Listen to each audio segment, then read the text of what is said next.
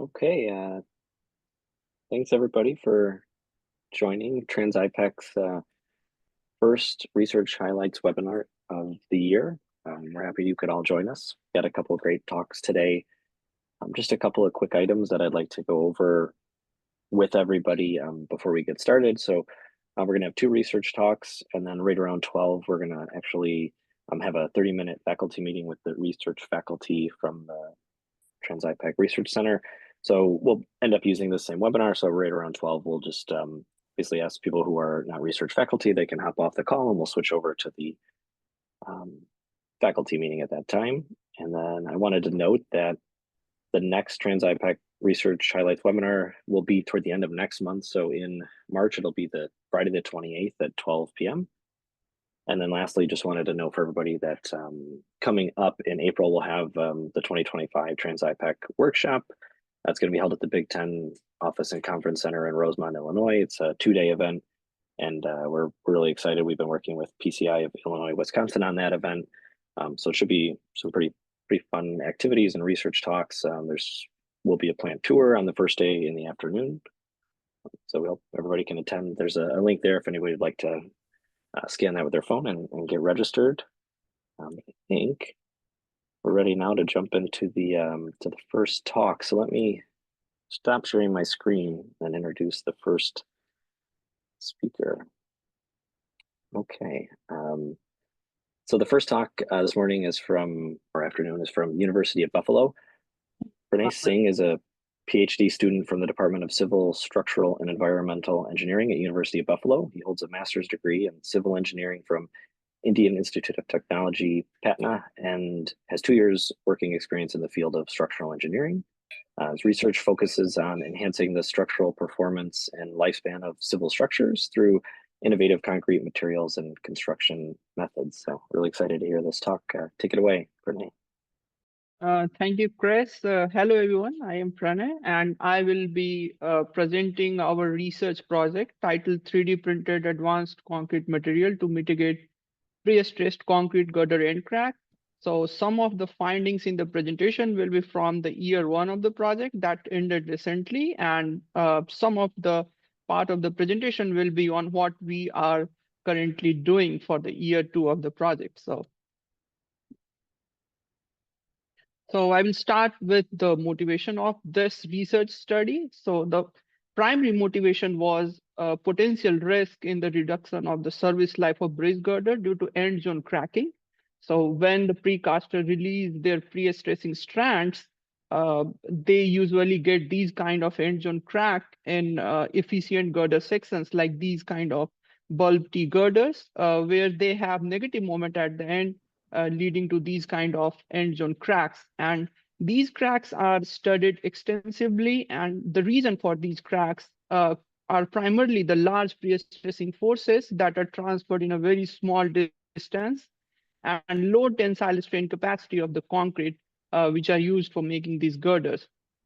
There are multiple solutions that are currently being employed to tackle this issue, and one of them being use of additional detailing or additional reinforcement at the end zone. But even after following those additional detailing guidelines, we get these kind of cracks. So people have started to look into material-based approach. So using some better material with higher crack resistance abilities. But replacing entire end zone with such kind of material is difficult for the precasters, and it does not fit really well with the precasters workflow.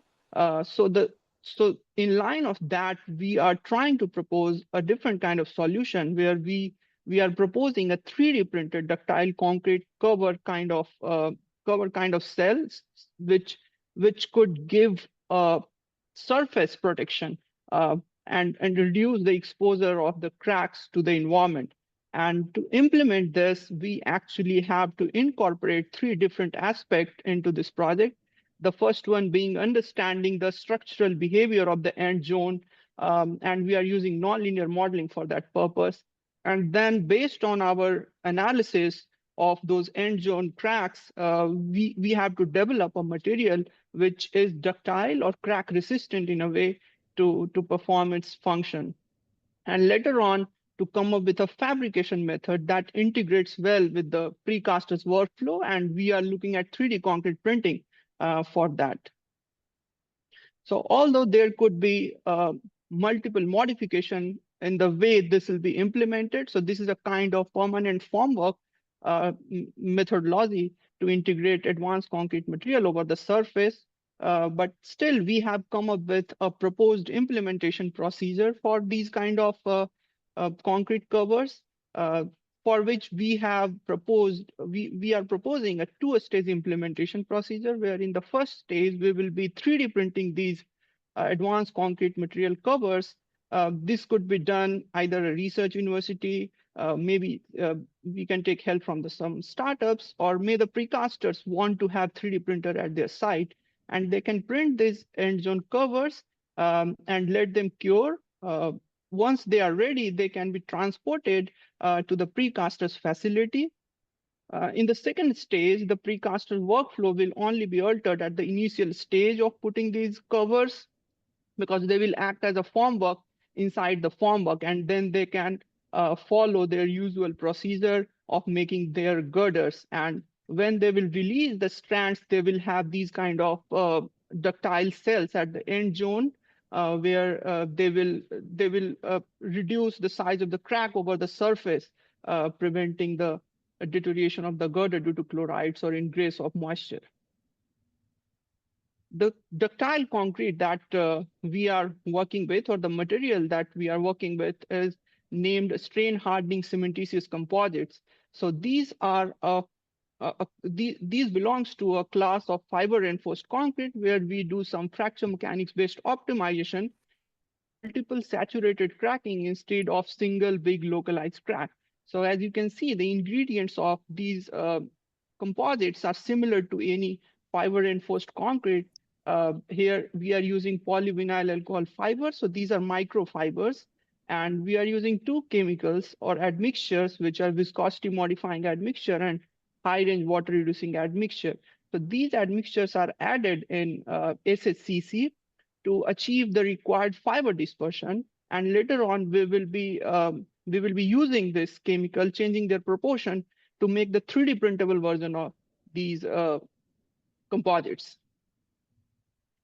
So at the beginning of the project, the first task was to come up with some performance bonds or the performance requirements that will be needed from the materials that we have to develop. And we categorize those properties into two groups, the first being the rheological requirement to make them 3D printable, and the hardened state requirement to fulfill the objective of working as a cover. So in the rheological requirement, we did some experimentation that I will showcase in upcoming slides, and we came up with certain filtering procedures for our mixes.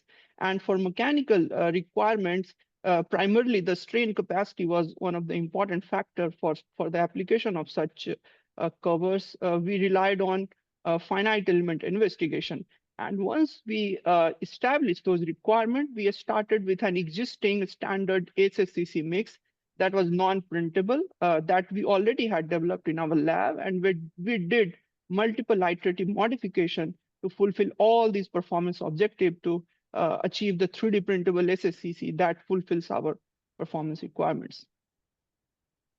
So we developed a three-dimensional nonlinear finite element model, and we tried to look at the end zone cracks and the strain that are developed there. So the maximum surface strain that was observed was somewhere in the range of 0.4%, and you can expect significant cracking when we are dealing with the conventional concrete at such strain levels. But SSCC is known to be very good in that strain range. We can even go higher, but for 3D printing applications, since we will be doing a lot of modification, like reducing the size of our fibers and various other modification in the rheological sense. So we just took a performance requirement good enough to fulfill the objectives in the first stage of the project. So if we could develop a 3D printable SSCC with capacity 0.6%, this could work as a protective cover for these kind of girders. For rheological requirement, if we look at the 3D printing of SSCC, it is one level difficult than 3D printing of any other kind of cementitious material or concrete. The reason being that the fracture mechanics based optimization that is required for having multiple saturated cracking needs certain fiber dispersion in the mix.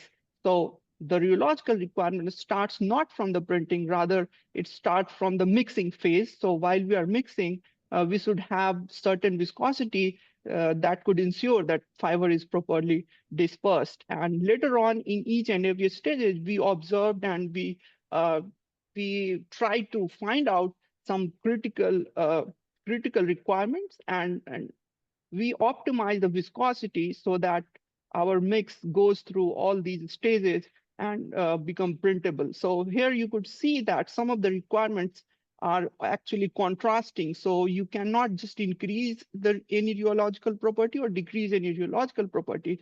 Rather, you have to come up with a very good balance in the rheological behavior. And for that, we used iterative modification, first in the VMA and HRWRA content, and then we added some additional ingredients considering the literature or the cement chemistry. So since we were doing multiple iterative modification in the mix, we have to come up with some kind of rapid filtering procedure, because some of the mixes were not even potential candidates for the 3D printable mix. So we started with a mix, we created different mixes, and then we followed a filtering or screening protocol where we checked for the fiber dispersion using certain pinch test. So if you take a SSCC mix that has very nice fiber dispersion, you will not feel the fibers. You will just feel a paste kind of texture. And if there are clogs in the mix, you could just feel it by the touch, and you can and we straight away rejected those mixes which has apparent fiber coagulation. Later we did drop table test where we tried to quantify the spread pattern using two factors which were inspired from the literature, that is the flowability factor and the flow evaluation rate, so that we can give a number to all these kind of mixes in terms of their flow behavior. Once we completed the drop table test, we also looked at any amount of water that is oozing out of the mix, because water segregation will eventually lead to the blockage and failure of these 3D printable mixes. So any amount of water segregation, we rejected that mix proportion. And finally, we took a hand extruder with the nozzle size similar to our 3D printing filament that we plan to use later on. And we try to extrude the material and look at the shape of the filament. So if the filament is not able to retain its shape, or if it is not coming out of the nozzle, we straight away rejected those mixes. So in this chart, you can see we started with a single mix and came up with 16 different versions of the mix with different VMA and HRWRA amount. We run all these mixes through our screening procedure, and the mixes that passed, we created 3 alternative versions of those mixes using additional refinement. This additional refinement were done to achieve rapid hardening. Once the mixture came out of our nozzle, we want it to gain the strength faster so that we can make multiple layers. So to enhance the buildability, we tried to speed up its hardening, and we tried inert silica, microsilica, and replacing type 1 cement with type 3 cement. These were all inspired by the cement chemistry. And eventually we achieved 3 different mixes, as well as while we were doing it, we also tried to establish the limits that works well for our 3D concrete printing system. And you could see these properties are very close to our requirements and limit, which can be improved later on in the project. But for the first stage of project, these 3 printers, these 3 mixtures were found to be printable as well as fulfilling the requirements that we set. I would also like to talk about the 3D concrete printer that we we developed at our university. So we started with a very basic version of the 3D concrete printer, where we created an extrusion system, a computer numerically controlled frame to move the nozzles and the control system. So the best part about this printer is that it is highly customizable, as well as we have the entire control of the hardware as well as the software component. The reason why we wanted to have this level of control is that in 3D concrete printing, the material property and later on the structural behavior of anything that we print is highly affected by the printing pattern. And there is a huge research gap where where we do not have any proper quantification on standardization of such system and such correlation. So to have such kind of control over the machine material interaction and later on machine structure interaction parameter, it was crucial to understand the functioning or having the control over the software as well as the hardware aspect of the printer. So here are some of the print trial from the initial phase of the project. And here we have a continuous extrusion system. By that, I mean that the extrusion is not controlled by any software, rather it is the property of the material and the uh, pump itself. And we are achieving an optimized print just by the G code. So by modifying the motion of the nozzle, we are optimizing the print quality. So once we were able to print our material and we had printable mixes, we directly jumped to a proof of concept stage because there were a lot of questions and a lot of curiosity about this system itself of using such kind of covers, not for the entire beam, but only for a small section. So as you may remember in my previous slide, I have shown a proposed implementation protocol using the same procedure. We created reinforced concrete beam. So we printed our cell, we put it in the under the formwork, and then we poured the concrete, and later on we tested it. So you can see there are two beams, one without cover and one with the cover in the flexural zone. And then we did 4-point bending test. And in this test, the results for the beam without cover, they saw a lot of cracks in the flexural zone as expected. However, the beams with the covers in the flexural zone saw almost negligible cracks in that zone. But one of the surprising findings for this test was shift in the mode of failure of the beam. So the beams were designed to fail in flexure, and that happened in our control specimen. But the beam with some SSCC cover had a different mode of failure, and it failed in the shear. And since we were just doing, since we are proposing this for the service level loading, still this is something which we will be investigating later on, and it suggests some structural implication of these covers as well. But the proof of concept stage was primarily focused on the question whether these covers will delaminate under such kind of loading or not. So for that purpose, after the testing, we chipped off the cover to look inside. And the first question was whether the cracks are not visible on the surface and the cracks are just appearing inside. But that was not the case. There were no cracks even inside the cover. And when we chipped off, while we were removing the covers, a lot of concrete came out with the cover, suggesting very nice bonding between these kind of covers and the poured concrete. So observing these results without concluding a lot, we decided to do further beam tests this year and quantify the bond strength between the concrete and the cover. That will be done this year in the second phase of the project.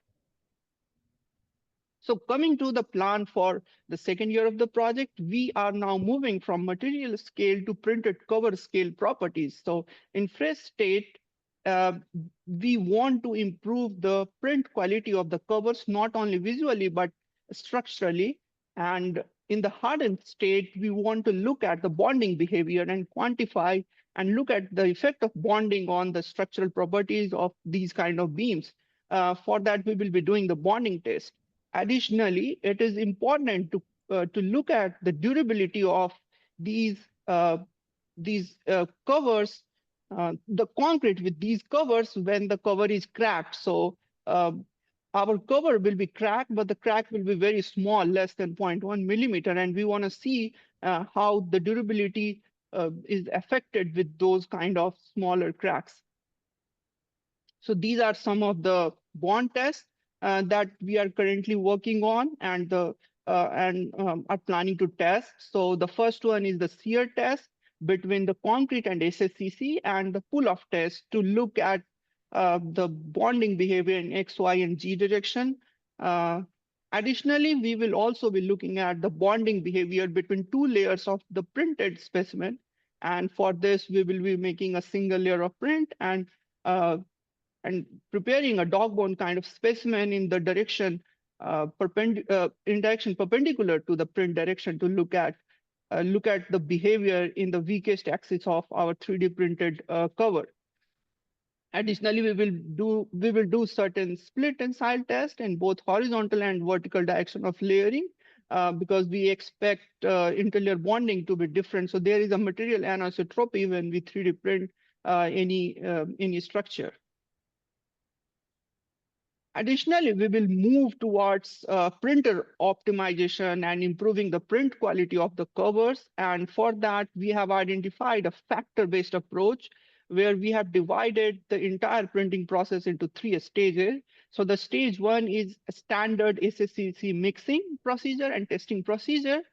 So in first phase of the project, we are actually quantifying the hardened state properties on the stage 1 behavior. But when we will extrude the material, it will have some variation, both in terms of fiber dispersion, the orientation of the fibers, as well as there might be some changes in the air content. And it is important to look at the properties after the extrusion. That will include all the variability that occurs due to the extrusion system. And at the third stage, we will print the sample and we will look at the properties in the printed stage. And this will showcase all the variability that may occur due to the nozzle shape, orientation, all the G code that is used for the movement pattern. So an ideal printing system will have all these correction factor either equal to 1 or greater than 1. But in reality, it might be difficult to achieve. So the optimization objective for the printer would be to select a printer or select the properties of the printer where we are getting the higher value of the correction factor. And keeping that in mind, we have come up with 3 different potential optimizations. The first one being having some control over the extrusion. So in first stage, the reason we used we did not try to control the extrusion because a high torque pump have low control, and a high control motor have low power. So we are looking into the hardware where we can have a mix of control as well as the power to push that high viscous cementitious material. The second would be to have an integrated extruder and nozzle where we are not just pumping the concrete from the pump, rather having a nozzle itself a kind of extruder where we can precisely control the volumetric extrusion. And the third one being trying out horizontal extrusion, where our idea is that we can achieve a higher level of control over the shape of the filament when we are doing horizontal extrusion instead of the vertical extrusion. So in summary, in the first phase of the project, we established the material bonds and achieved those material bonds. We developed some 3D printable materials. We also developed a 3D concrete printer, and we tested small scale beams as a proof of concept. And in the current stage, based on the observation, we are looking into intermaterial and interlayer bonding tests, some durability tests, printer optimization, and testing of more such beam to come up with concluding remarks about the structural implications and the cracking behavior of these kind of cover in a composite systems. So these are the references. We acknowledge the support from Department of Transportation, University Transportation Center, TRANS-IPIC, and Institute of Bridge Engineering at University at Buffalo. We also appreciate all the undergrad and master's students who work with us at different stages of the project, and our lab who helped us in conducting all these experiments in a very short span of time. For your any questions, updates, or any kind of suggestion, feel free to contact us. And you can also check our website for regular updates about our research work. And this ends my presentation. Thank you. Great, thank you so much. Does anybody have any questions? We have a couple minutes. We could answer some questions here before moving on.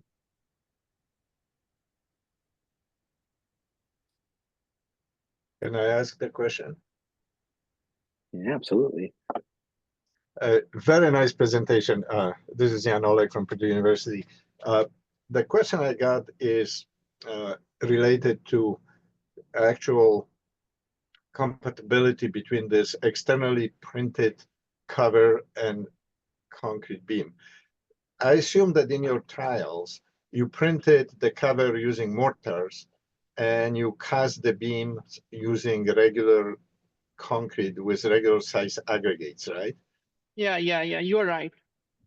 So I'm thinking if you were to implement that in the construction of the actual girder, the stiffness differences between the concrete in the girder and the concrete in this cover is going to be quite significant. And under fatigue loading, when you have, girder undergoing deflections under traffic or something like that, do you foresee any problems with bond between this external layer and the beam because of the stiffness differences? Yes, thank you, Professor. So yes, this is very important aspect about using these kind of system in transportation infrastructure. So there is for sure differences in the stiffness, and the fatigue will be one of the crucial aspects for the success of these kind of systems. But at this stage, we are trying to quantify the bonding under the static load itself. So that will be stage 2. And we want to see how does it bond, because if the bonding behavior of such kind of system is good, it opens up opportunity to use more different kind of advanced concrete material in these kind of system without use of any kind of adhesive, having just a cold joint. So yeah, of course, the fatigue would be something to look into, and they might be one of the critical thing for implementation of such system. But at this stage, we are looking at the bonding in the static condition. We are trying to come up with some bond tests, looking at traction separation behavior of these kind of bonds. Only static loading. So maybe later on, we will look into the fatigue loading, because that will be important for transportation infrastructure. Right. Thank you. Thank you. Great. Any other questions? We probably have time for one more if somebody would like to ask one.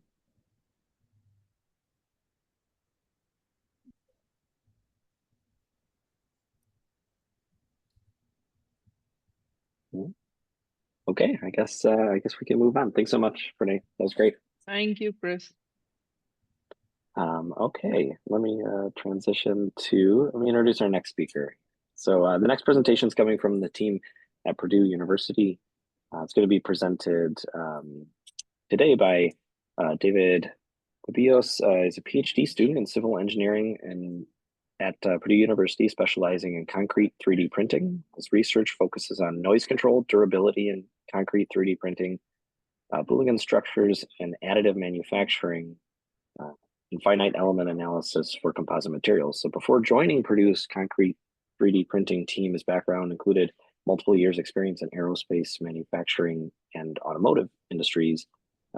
David combines his industry experience with advanced research to drive innovations in sustainable construction and material performance. So really interested to hear what you have to say, David.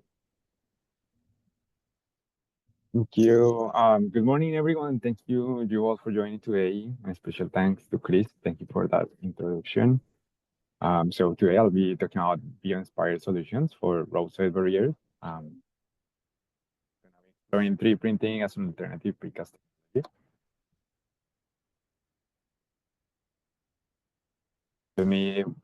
My name is Cubillos. I'm a member of the Purdue's concrete 3D printing team, led by Professor Dr. Zavattieri, Dr. Olek, and Dr. Youngblood. Today I'll present our current endeavors in bioinspiring solutions for the roadside barriers. Let me quickly introduce you to our group members and the distinguished former colleagues, as well as some pictures of our facilities at Purdue.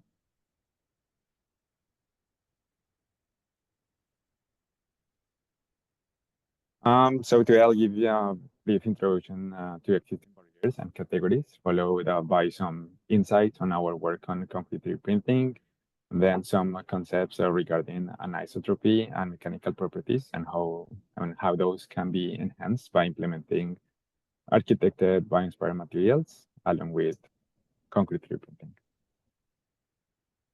It is necessary to identify the purpose of the roadside barriers, which is to mitigate the risk of out-of-control vehicles from entering opposite lanes or crashing into more dangerous objects, and at the same time, deaccelerate the vehicle so it doesn't return into the traffic stream.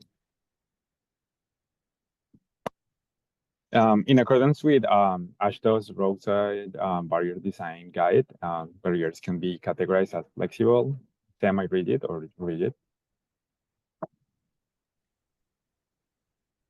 And at the same time, barriers are categorized by matched test levels, which stands for manual, for assessing safety hardware, based on their ability to withstand different vehicles. The levels are designed to reflect various impact conditions, vehicle types and speeds, and these to ensure safety in the highway. Using flexible barriers would be ideal in terms of protecting the driver and passenger given their absorption capabilities. Nevertheless, they lack the ability to sustain high impact loads during the collision. Why rigid barriers are preferred for high impact loads scenarios, which are the ones that we are dealing. Some AASHTO-approved solutions to compensate the lack of energy absorption feature of rigid barriers is to have different barrier shapes depending on the expected collision. To give you some examples, the New Jersey barrier, the F-shape, the single vertical and inverted slope. For example, Jersey barriers, after the vehicle collides, it dissipates the energy by generating a lift motion, converting the kinetic energy of the vehicle into potential energy. But this at the same time brings up a new problem, which is that the lifting motion can cause the vehicle to roll over when colliding at high speeds or in some specific angles in respect to a barrier. So you see how,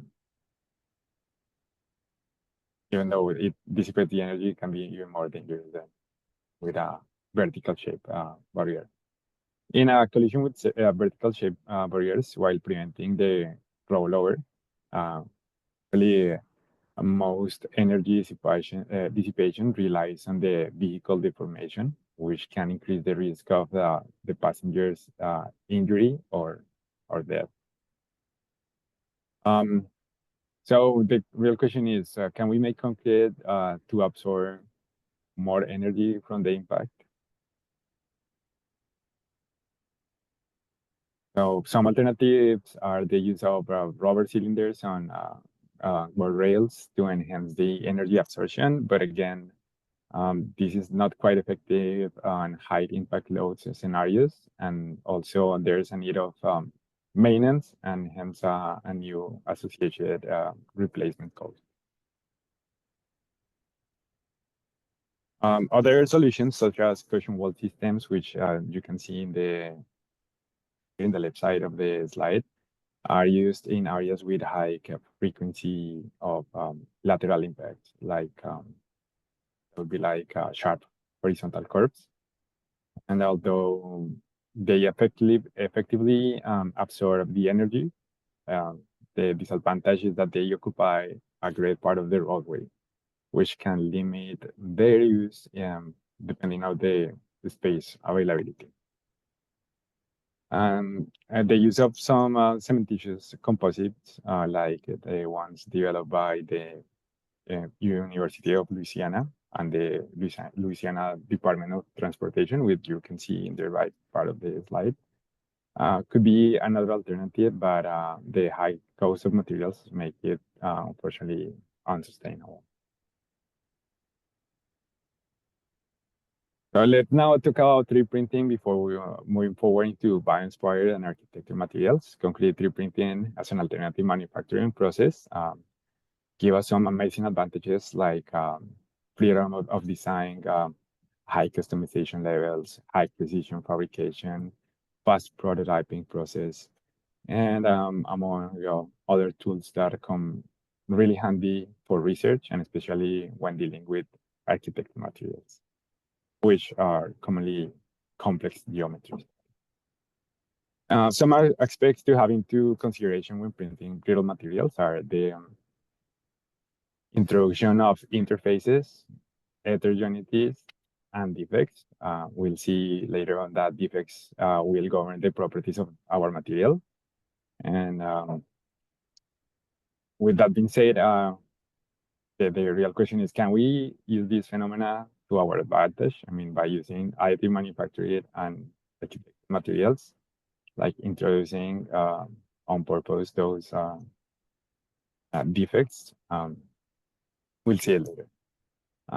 Unfortunately, also, we have to face certain challenges intrinsic to 3D printing that might make it difficult to achieve certain complex structures like the one that we want to fabricate.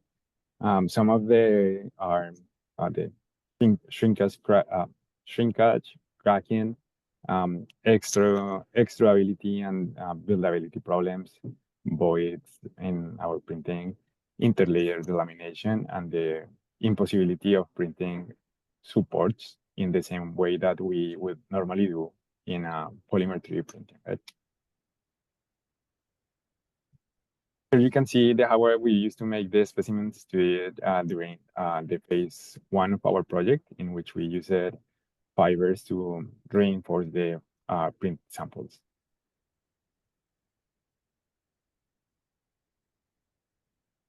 So something really interesting happens when printing with fibers in the mix. The fibers are aligned with the filament, which means that they position it in such a way that they describe the toolpath from the nozzle. This allows us to induce an even more anisotropic behavior on the material.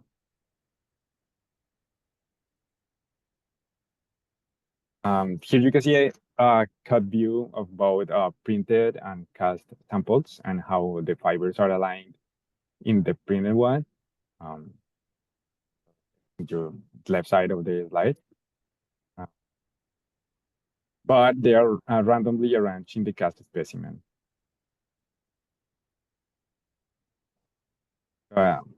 Please note the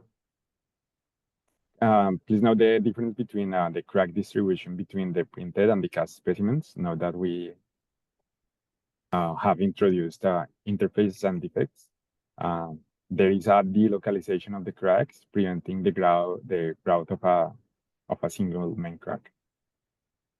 See the right side of the presentation, see the amazing enhancement of the fracture toughness and flexural strength in the direction of the fibers, and how this was achieved using PVA fibers.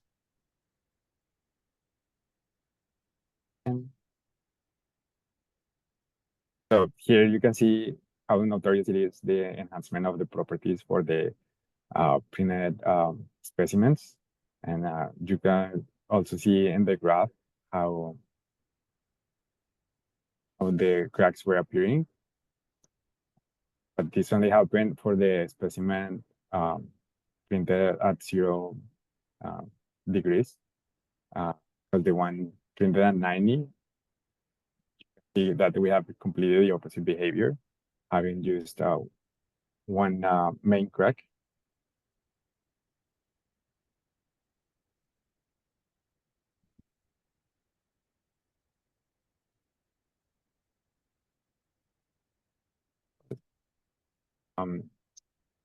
Now see how not only the orientation and the type of fiber affects the material properties, but also the percentage of fibers in the mix, and check how we can see crack bridging occurring in this picture. Pretty sure you can see my cursor, right?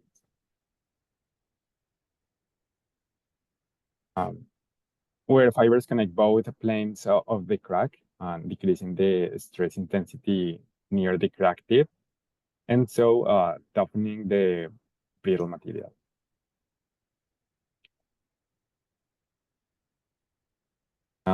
Note how the specimens present high values of fractional strength, the direction of the fibers, and a low one in the perpendicular direction, which is a clear indicator of extreme anisotropy. When loading the specimen in the direction of the fibers, we'll see a spread of damage and structural integrity here.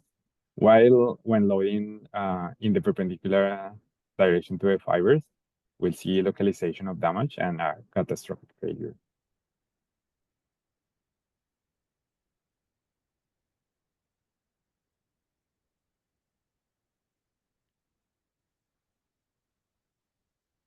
These samples were tested for compressive strength in the X, Y, and Z directions and show values comparable to the cast samples, but the trade-off was the values of worker failure.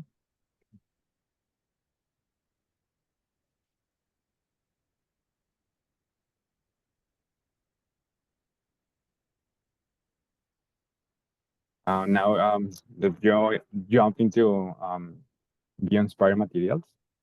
By inspiration, 3D printing stems for the nature's ability to create highly efficient, lightweight, and resilient structures.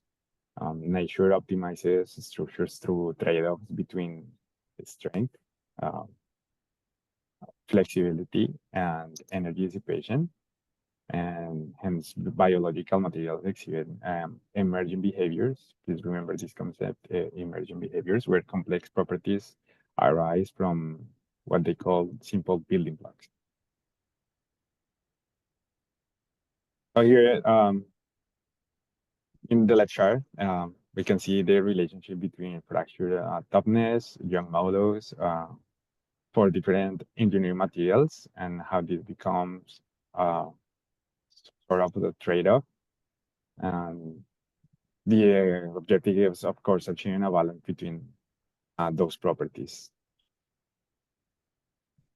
But when we talk about architected materials, material can be architected to achieve certain functions by changing the microstructure and the architecture of the structure.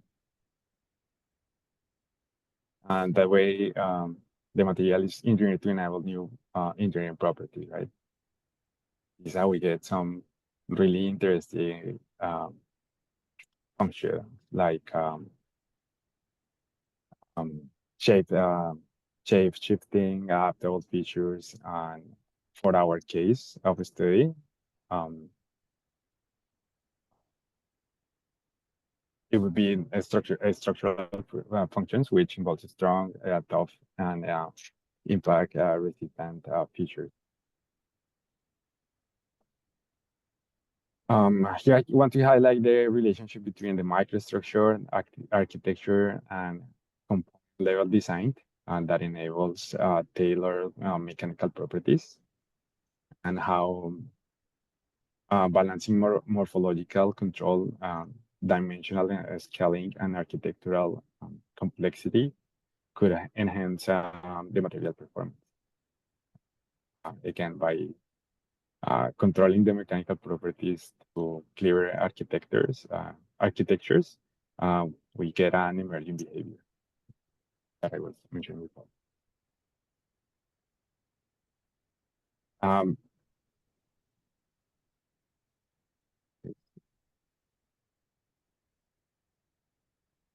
And so again, nature balances stiffness, strength, toughness, hardness, and lightweight design for survivals in extreme environments, right? So evolution has refined biological structures to achieve the perfect balance between all of those properties.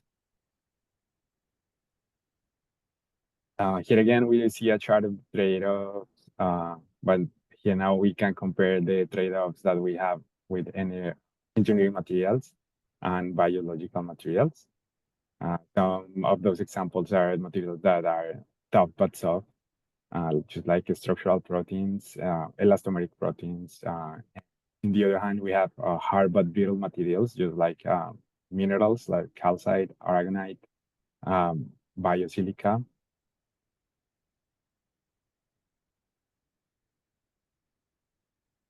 But at the same time, we also can see cases where where biological materials achieve superior mechanical performance compared to conventional synthetic materials, such as ceramics and some metals.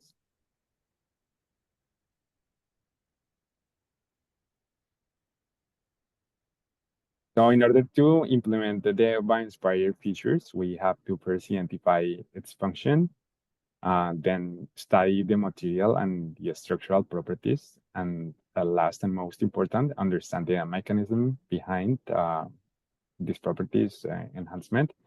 And so to extrapolate those lessons learned to improve the energy absorption capacity of, in our case, the concrete roadside barrier.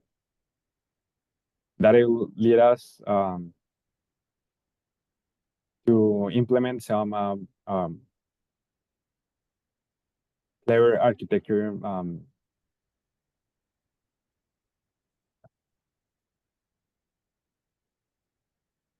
features, just like helicoidal structures, tubular or cellular structures. Now let me jump into an example of damage mechanism of bioinspired designs. So in one side, we have the brittle materials, in which commonly one crack dominates, and there is a localization of cracks that leads to structural failure. And while biological materials, you can see multiple site nucleation, hence crack arrest, and promotes the arrest,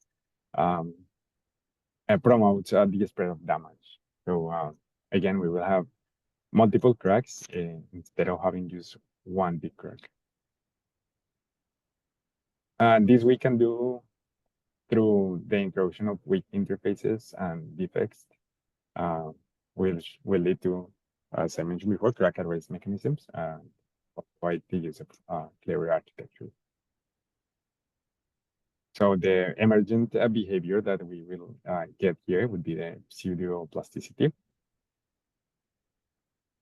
And this is where concrete 3D printing comes super handy, because we can achieve complex geometries at a really low cost and at a really short time of manufacturing.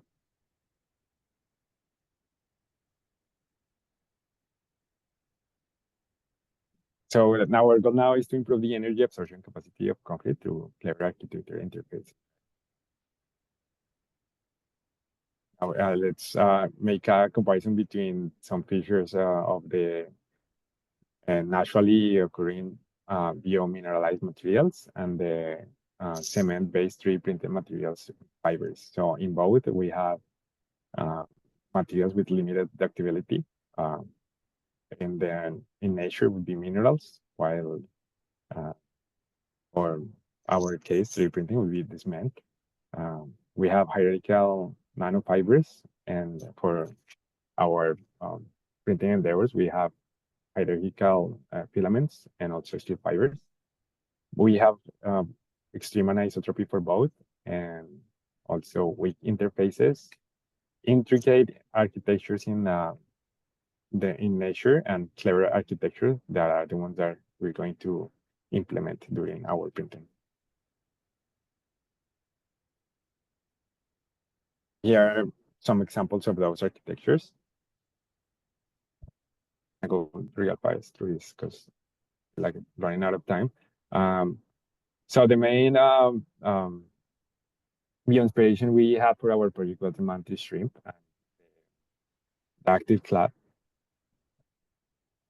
So your quick explanation of the active clad. So if we take basically the mantis shrimp is the ducted flap to break into other animal shells. If we take a cut view of the active flap, we would see some regions, the impact region, the periodic region, and the striated region. And by running a simulation, we can see where the stress is the highest. We will see that depending of the stress that the dactyl flap undergoes. It also depends by the microstructure of the dactyl flap. So in this area right here, we have our first architecture structure that is the Bollinger architecture. And later we'll see this other one that I don't want to give you first.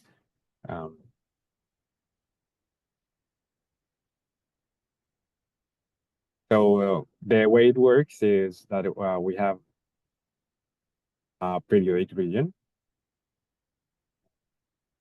We have several layers that are rotated between each other, which enhances the mechanical properties by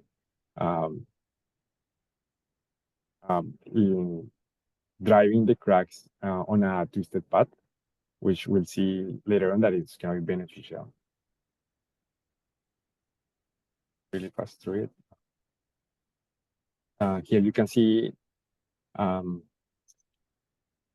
practical experiment of the crack growth in such a structure and a simulation of it. So you see how the crack is literally twisting.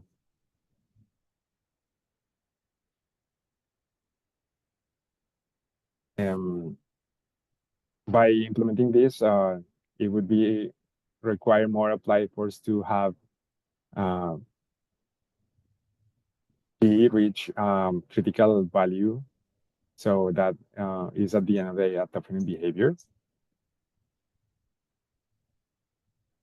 And we'll see how cracks will isolate themselves. So we will have distributed damage and delocalization. So at the end of the day, spread of damage, which is what we were aiming for from the beginning.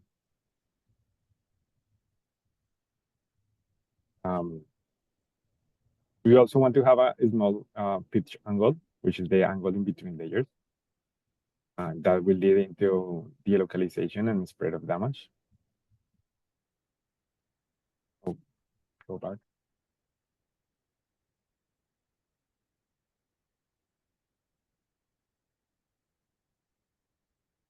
Sorry, that there should be an animation right there.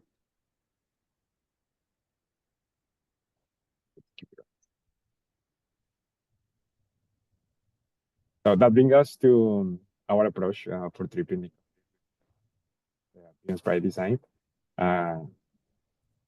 Using traditional casks would be extremely difficult for achieving such complex bio-inspired geometries, but for concrete 3D printing, we only need to design the toolpath, which is something that we have already done in the first phase project. The only critical part was to create a toolpath that could work along with a base that could create that support for sinusoidal layers.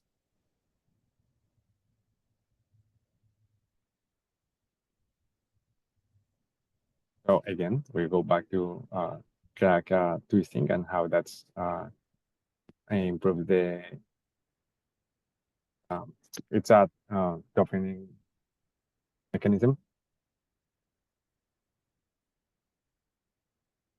Here this is how the part of the work of the first phase of our project. We were exploring the pitch angle with both with fibers and no fibers. And see how we finally achieve crack twisting with the controlled anisotropy without sacrificing any strength under flexural loading conditions. Hey, David, I think we're running just a little short on time. If we could hopefully finish in the next couple minutes, that way we leave a few minutes for questions. Oh, okay. Yeah. Let me jump to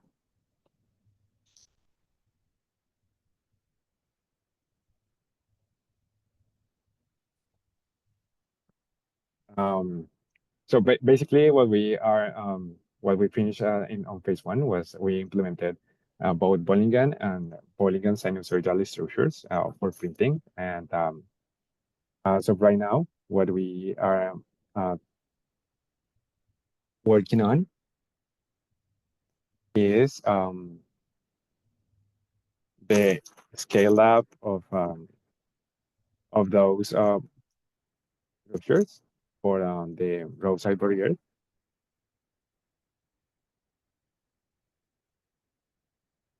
So right now we're working on the mixture development for large scale 3D printing and the toolpath design and sample fabrication of large scale concrete barriers, as well as the nozzle development and the mechanical evaluation of our power structures. So I'm sorry that I went short time. Do you have any questions?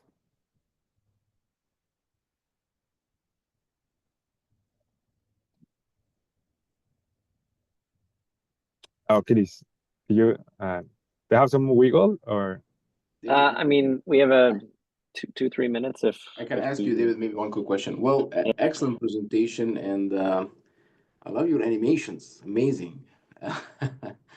Do you have a feel of how much force an actual barrier would take or would be designed under versus the force that your scaled up bio-inspired barrier would be able to handle? The impact force I'm talking about. Oh, we haven't get to that point yet. That's part of our work. But Okay, just keep in mind how much force really these actual. You showed very nice portfolio of actual barriers we use in our roads and bridges nowadays. So just get a feel of how much force these are designed for under actual impact forces, and then maybe with even some simulation, if you can predict somehow if your actually bio-inspired barrier with the great toughness you're showing would be able to, with the fibers, obviously amazing technique, would be able to handle such force, or how far are you from that force? So that'll be something just maybe to think about for future. But great work. Congratulations. yeah, thank you. We appreciate it. Okay, well, I think that brings us right to the end of the hour. Thanks everybody for joining and calling into the Research Highlights webinar for February. Thanks again to our presenters from University of Buffalo and Purdue, Pranay and David. As a reminder, we post all the recordings online, so you should all receive a follow-up from us in the next few days once the videos are posted. And then as a reminder, the March webinar should be Friday, the 28th at 12 p.m. Central. And then right now we're going to transition to a 30-minute faculty meeting on the same Zoom. So that would be basically the faculty members who are on TRANS-IPIC projects, PIs, co-PIs, everybody else. You can jump off and have a great day. Thanks so much. Thank you. Thanks, everybody.